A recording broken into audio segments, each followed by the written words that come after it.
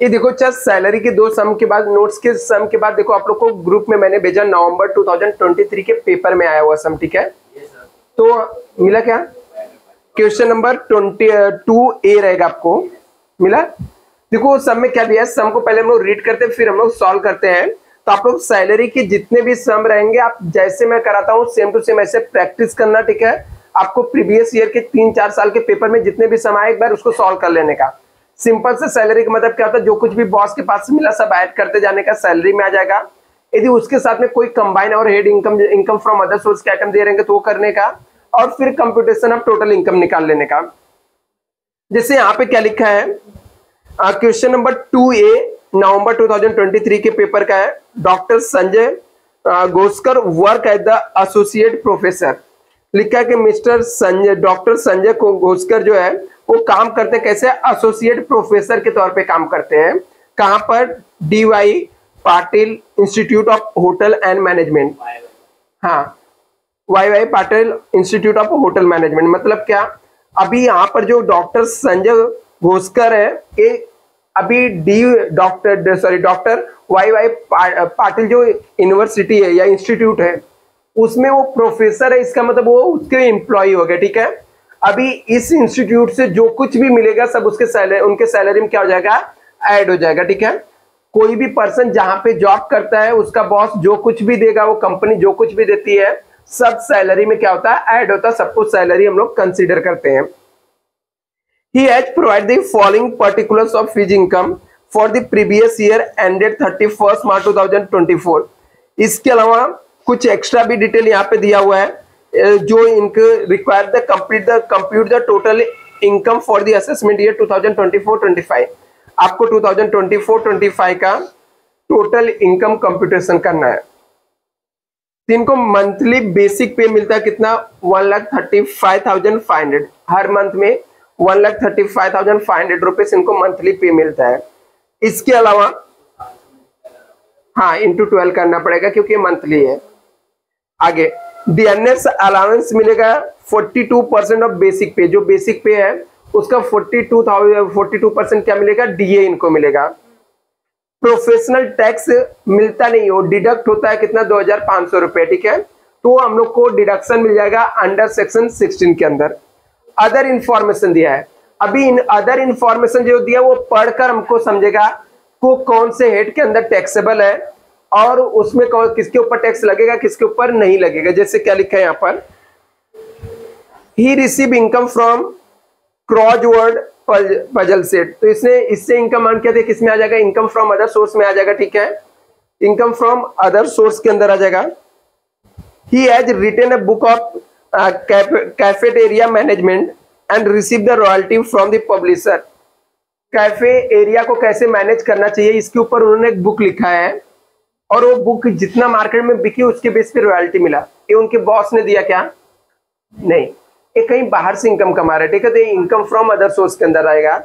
ऐसे जो वहां पे क्रॉस पजल से उन्होंने जीता तो वो भी इनकम फ्रॉम अदर सोर्स हो जाएगा, ठीक है, क्योंकि उनके बॉस ने ये नहीं दे रहा है। जो बॉस के पास से मिला वो तो इनकम फ्रॉम सैलरी में आएगा, जो कहीं और से मिला वो इनकम फ्रॉम अदर सोर्स के अंदर आएगा।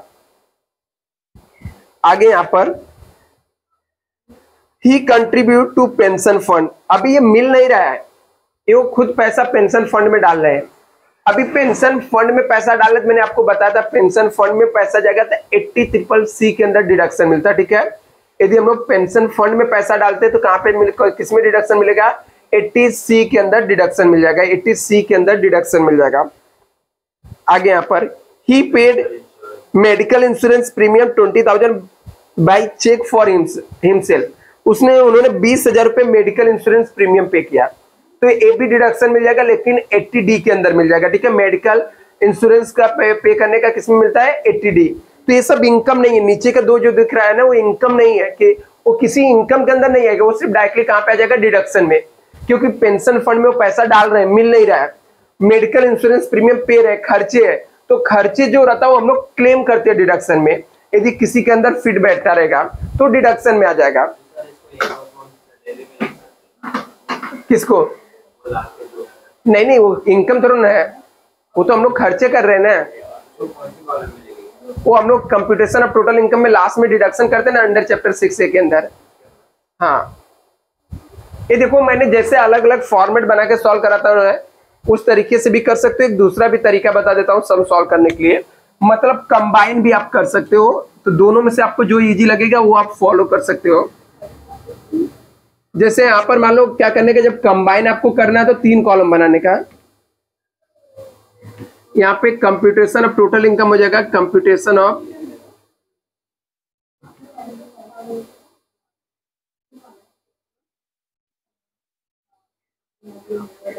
पर्टिकुलर्स आ जाएगा, रुपीस।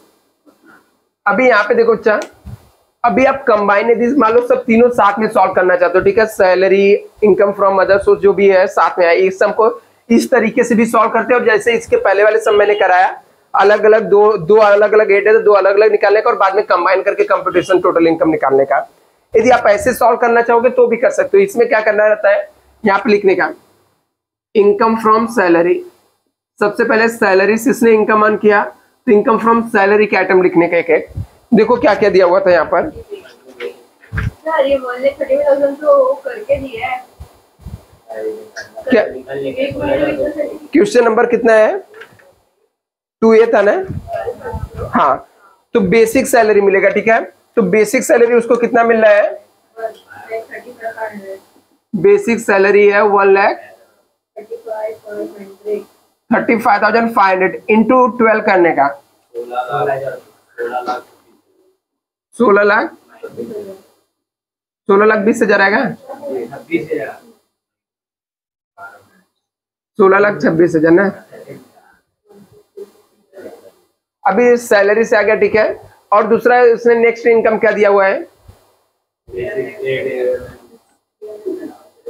डीएनएस अलाउंसेस दिया है, कितना है,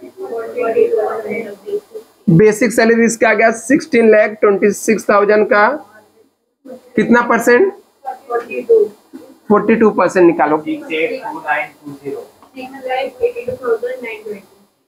920 आ जाएगा। इसके बाद और कुछ दिया क्या, और कुछ दिया है, नेक्स्ट वो तो डिडक्ट होगा, ठीक है। बस 2 ही आइटम दिया है। तो इसका टोटल मान लो, ये दोनों को टोटल को हम लोग ग्रॉस सैलरी बोलेंगे। कितना आ जाएगा ग्रॉस सैलरी,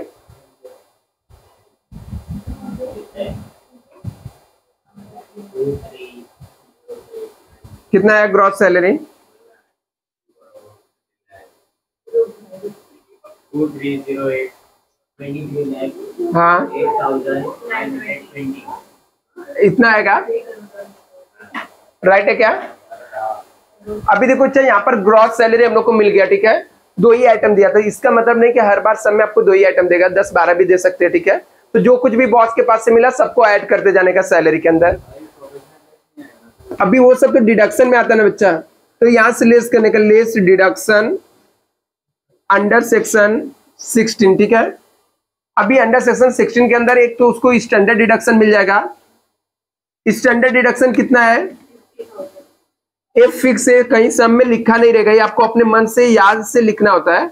उसको स्टैंडर्ड डिडक्शन 50,000 रुपए है, प्लस उसको प्रोफेशनल टैक्स यदि भरा रहेगा तो मिलेगा। ये आपको अपने मन से हर बार नहीं लिखना होता है, इस सब में दिया रहेगा प्रोफेशनल टैक्स तो लिखने का। कितना प्रोफेशनल टैक्स, 2,000, 50,000 प्लस 2,500 कितना हो जाएगा, 52,500।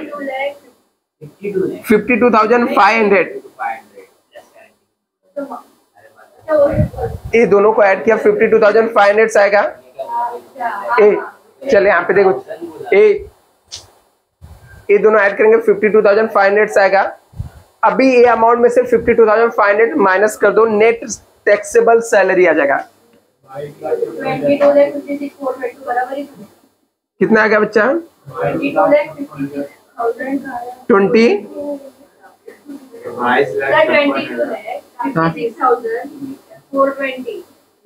ये सब लोग इधर पे देखना है बच्चा, सब लोग यहाँ पे देखना है। ये हमारे सैलरी से इनकम आ गई, ठीक है। अभी दूसरा हमारे पास हेड है इनकम फ्रॉम अदर सोर्स, ठीक है, इनकम फ्रॉम अदर सोर्स। तो आप चाहो तो यहाँ पर कंबाइन, इसके नहीं तो आप इनकम फ्रॉम अदर सोर्स का अलग कॉलम बना के करो, अदरवाइज इसके नीचे ऐसे लिख देने का income from other sources.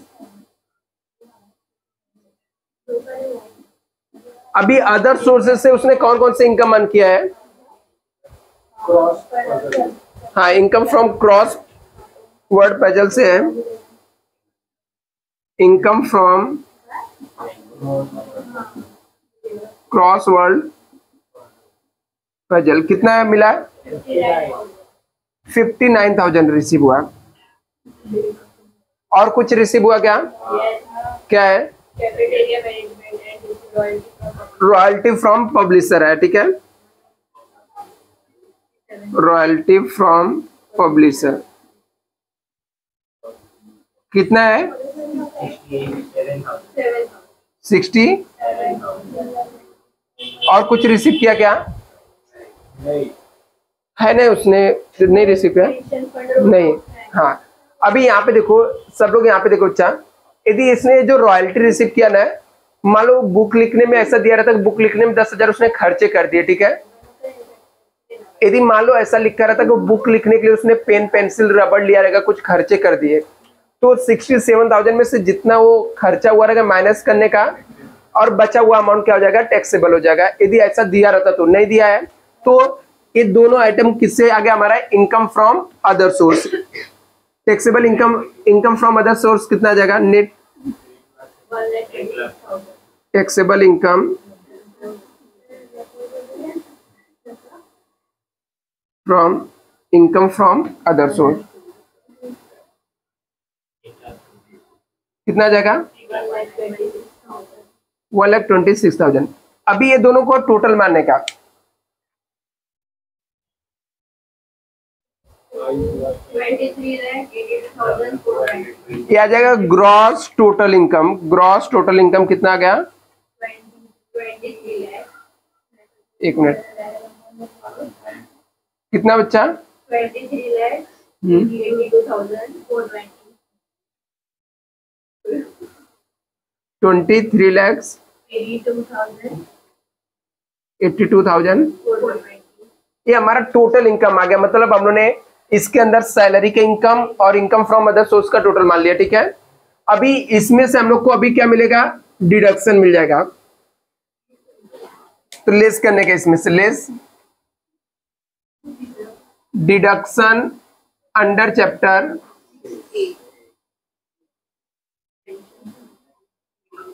6A। अभी 6A के अंदर डिडक्शन में वही आइटम आएगा जो इससे बिलोंग करता रहेगा, जो मैंने आप लोग को पढ़ाया था 6 से 7, ठीक है, कि ये सब आइटम का छूट मिलता है हम लोग को ये सेक्शन के अंदर। तभी इसने क्या लिखा है कि इसने पेंशन फंड में पैसा डाला है। कितना पैसा डाला पेंशन फंड में? तो पेंशन फंड का डिडक्शन हम लोग को मिलता है कौन से एड के अंदर डिडक्शन मिलता है? 80CCC के अंदर मिलता है। तो यहाँ पे लिखने का 80CCC पेंशन फंड। तो कुछ नहीं, एग्जाम में थोड़ा स्मार्ट काट लेकर बस इतना ही करेगा, और उससे भी सिंपल है, तो पेपर खाली छोड़ के आएगा तो भी कुछ नहीं करेगा, ठीक है।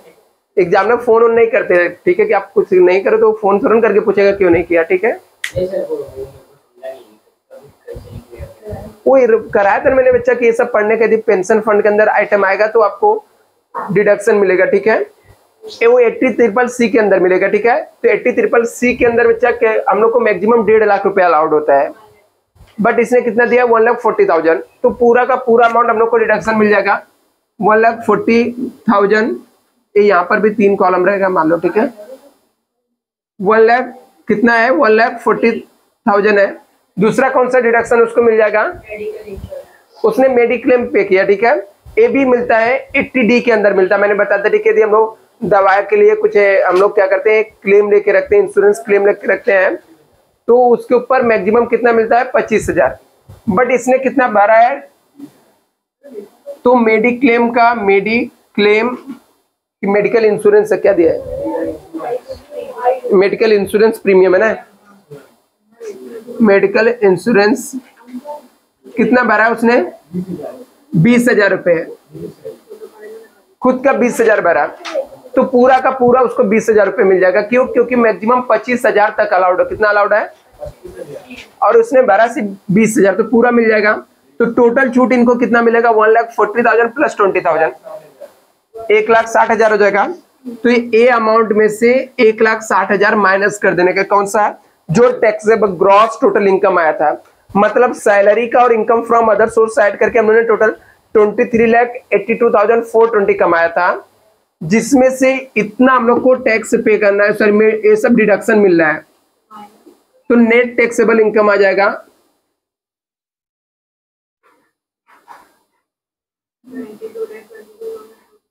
कितना आएगा? माइनस करना है ना? हाँ 22 लाख 22 लाख 22,420। ये हम लोग का नेट टैक्सेबल इनकम आ जाएगा। मुकेश इसका फोटो भेजो ग्रुप में और इसे जल्दी से कॉपी कर लो, फिर नेक्स्ट हम सॉल्व कर लेते हैं। सर ये वाला फॉर्मूला नहीं है। क्वेश्चन नंबर 2A है ये, और नवंबर 2023 के क्वेश्चन पेपर का।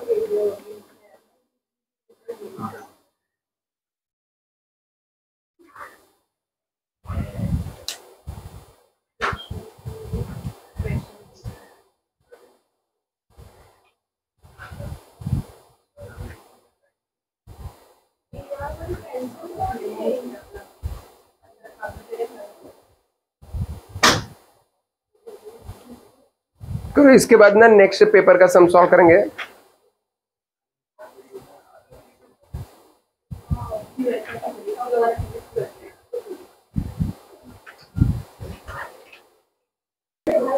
ये यहाँ पे देखो, अच्छा नेक्स्ट सम हम लोग ने आपको अप्रैल 2024 का भेजा हुआ रहेगा। क्वेश्चन नंबर 2C भेजा ना मुकेश? देखो क्वेश्चन नंबर 2C में क्या लिखा है यहाँ पर, इसको रीड कर लेते हैं, इसको भी सॉल्व कर लेते हैं। सैलरी का है, तो सैलरी का टोटल 4 सम हो जाएगा। इससे रिलेटेड और भी सम प्रैक्टिस करना। देखो यहाँ पे क्या लिखा है,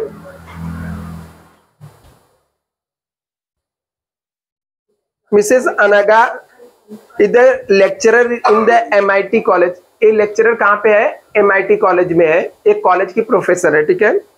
see furnish you the following detail. इसको बेसिक डिटेल आपको दिया हुआ है। बेसिक मंथली सैलरी कितना मिलता है? 60,000 इंटू 12 कर देंगे तो साल का मिल जाएगा टैक्सेबल। डीएनएस अलाउंस इसको कितना मिलता है कॉलेज से?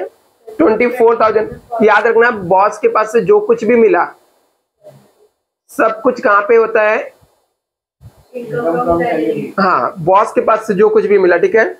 तो कॉलेज में, अभी कॉलेज में काम कर रही, मतलब इसका कॉलेज समझ जाने का बॉस है, ठीक है। MIT कॉलेज जो है बॉस है। MIT कॉलेज से जो कुछ भी मिलेगा वो सब के सब इनकम फ्रॉम सैलरी के अंदर आएगा, ठीक है। इनकम फ्रॉम सैलरी के अंदर आएगा। आगे यहाँ पे क्या लिखा है? हाउस रेंट अलाउंस इसको मिलता है 10,500 पर मंथ का है, विच 8,000 पर मंथ इज एग्जेम्प्ट। और हर महीने का 8,000 रुपए क्या होता है? एग्जेम्प्ट होता है, ठीक है। हाँ, allowance for looking after the evening shift of the college 15,000 per month. वो जब इवनिंग शिफ्ट में कॉलेज में sorry, allowance for looking after the evening shift of the college 15,000 उसको पर मंथ का इवनिंग शिफ्ट का उसको एक्स्ट्रा मिलता है, ऐसा चार्जेस मिलता है। Examination fees from university of Mumbai 2,250 and from the Baroda university से 1,250 मिला। अभी यूनिवर्सिटी इसका बॉस है क्या? नहीं। तो वो सब, ये सब जो इनकम रहेगा वो इनकम फ्रॉम अदर सोर्स के अंदर आएगा। यदि MIT कॉलेज से उसको एग्जामिनेशन फीस मिलता है तो इनकम फ्रॉम सैलरी में आता है। बट ये मुंबई यूनिवर्सिटी से मिला, तो मुंबई यूनिवर्सिटी का वो एम्प्लॉय नहीं है, ठीक है। वो तो MIT कॉलेज का है ना, तो मुंबई यूनिवर्सिटी से उसको जो पैसा है वो एक्स्ट्रा पैसा हो गया, तो इनकम फ्रॉम अदर सोर्स में आ जाएगा।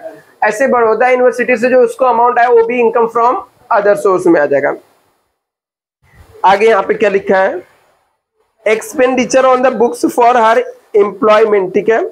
उसने खर्चा किया खुद के जॉब के लिए 3,750, ठीक है। तो खर्चे थे इसके, यहाँ पर उसको सैलरी वैलरी में नहीं आएगा, ठीक है। तो यहाँ पर वो खुद के पढ़ने के लिए खुद से बुक लिया है, इग्नोर करने का नहीं। प्रोफेशनल टैक्स डिडक्ट हुआ 2,500, ये आएगा डिडक्शन अंडर सेक्शन 16 के अंदर आएगा।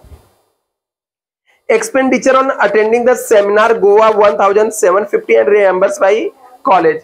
बोलता है उसने 1,750 रुपए खर्चा किया और उसके कॉलेज ने उसको पे भी कर दिया। तो सेटल हो गया ना। कोई इनकम हुआ क्या कुछ उसको? नहीं, जब कुछ इनकम हुआ नहीं तो इग्नोर करने का, ठीक है, वो इनकम का पार्ट्स नहीं है। कोई ऐसा रहता है कि उसने खर्चा नहीं किया होता है, उसके कॉलेज ने दे दिया रहता है कि ए ले तू 17 कितना 1750 रुपीज 1750 रुपए ले और जाकर आ, ठीक है, और उसने खर्चा नहीं किया होता, वो क्या होता है, टैक्सेबल हो जाता है। बट उसने खर्चा किया और वो पैसा मिल गया, ठीक है, मतलब जितना मिला उतना खर्चा हो गया, तो ये भी इग्नोर करने का। मतलब कोई इनकम थोड़ा हो रहा है यहाँ पे। मैंने क्या किया, 50 रुपए अपना खर्चा किया और मेरा कॉलेज ने मुझे 50 रुपए मेरा दे दिया, कोई इनकम हुआ क्या? नहीं। जब इनकम नहीं हुआ तो उसको इग्नोर करने का, ठीक है, वो हमारा नहीं लिखने का, वहां पे इनकम है नहीं। यदि लिख के भी तो वहां पे दिखाना पड़ेगा एग्जम्प्टेड, ठीक है, और वो पहले कॉलेज से मिला होता है, फिर इसने खर्चा किया होता तो लिख कर दिखाने का। बट यहाँ पे उल्टा है, पहले उसको क्या हो गया, पहले यहाँ पर उसको खर्चा कर रहा है, बाद में मिल रहा है, तो कोई इनकम का पार्ट है ही नहीं वो, ठीक है, वो सेटल हो जाएगा डायरेक्टली।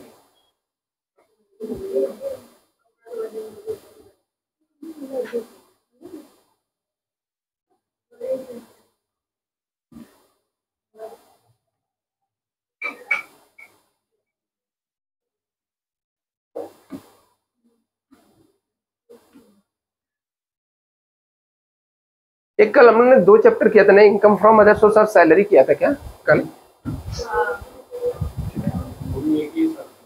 हाँ हाँ, चलो यहाँ पे देखो क्या लिखा है, सब लोग बच्चे यहाँ पे देखना, computation of total income.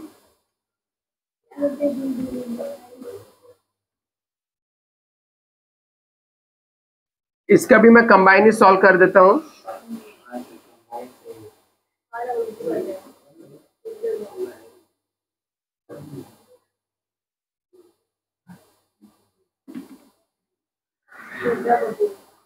Computation of total income,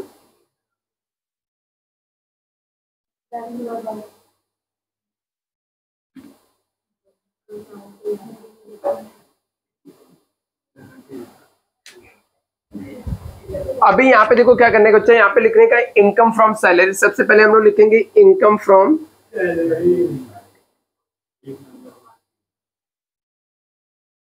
अभी इनकम फ्रॉम सैलरी से देखो कौन कौन से इनकम आ रहे हैं। बेसिक मंथली सैलरी कितना है?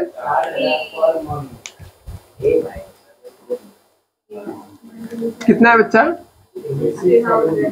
अमाउंट कितना, अमाउंट पर मंथ? 7,20,000 आएगा। और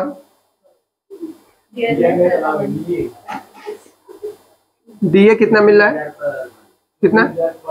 24,000 पर मंथ। 2 लाख। और नेक्स्ट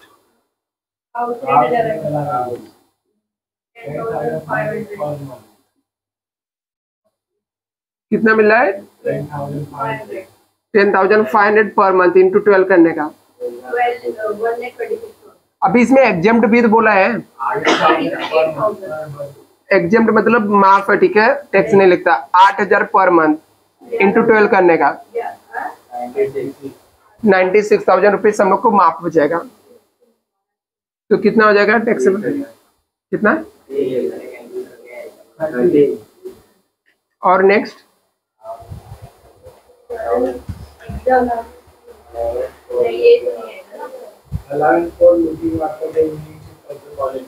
आएगा ना, वो भी आएगा।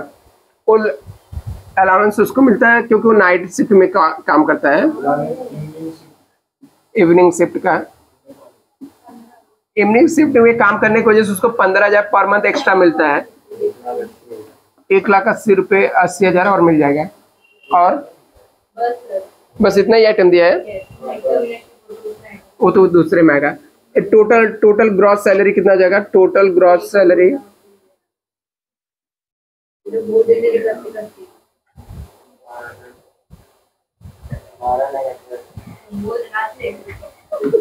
बारह लाख।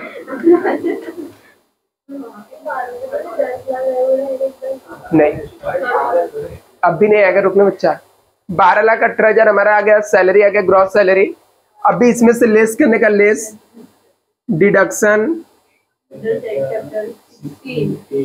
16 में, अंडर डिडक्शन 16 नहीं रहेगा, 16 में एक इसमें से स्टैंडर्ड डिडक्शन आपको मिल जाएगा,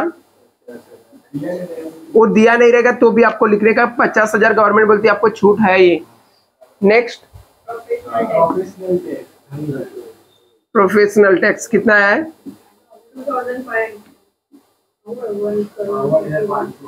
52,500 माइनस कर दो, कितना? ये आपका आ जाएगा नेट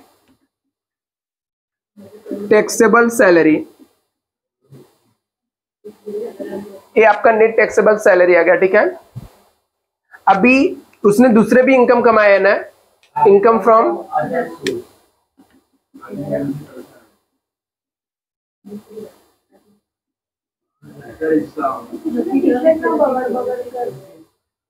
और उसने दूसरे कौन कौन से सोर्स से उसने इनकम कमाया है? Examination fees from university, examination fees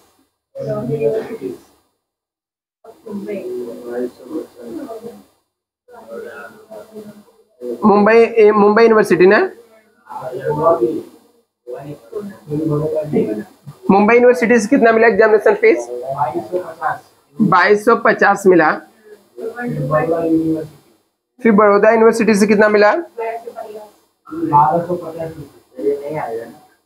salary में नहीं आएगा but income from other source में आएगा।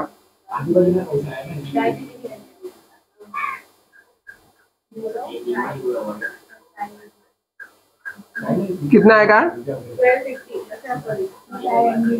और एग्जाम में यदि सिर्फ जैसे एग्जाम में इसने सिर्फ क्या पूछा था, इनकम फ्रॉम सैलरी कैलकुलेट करना, तो आप नहीं लिखोगे चलेगा, बट इसने हम लोग कंप्यूटेशन ऑफ टोटल इनकम कर रहे हैं, मतलब सैलरी से भी जो इनकम कमाया, अदर सोर्सेस से सब कमाया, तो सब आता, ठीक है। जहां जहां से भी उसकी इनकम रहेगा सब आएगा यहाँ पर।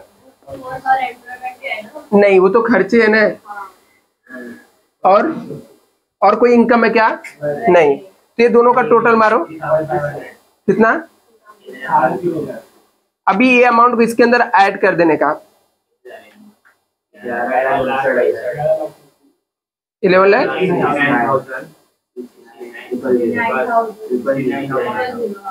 और कुछ डिडक्शन वाले आइटम है क्या? नहीं, कुछ दिया नहीं, कहीं पे इन्वेस्टमेंट प्लान नहीं है, ठीक है। तो हमारा सम यहाँ पे ही कंप्लीट हो जाएगा।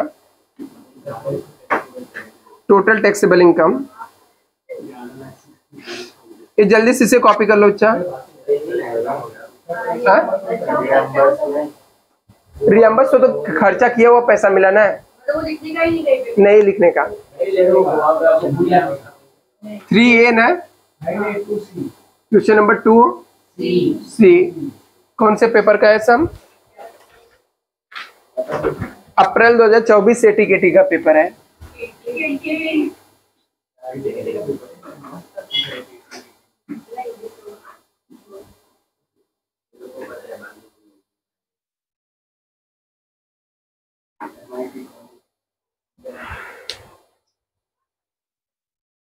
चलो इसके बाद हाउस प्रॉपर्टी करेंगे।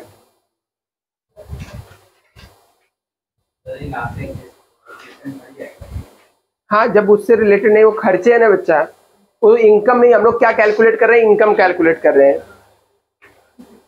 उसमें कुछ इनकम होता तो हम लोग लिखते हैं, बट इनकम नहीं हो रहा है।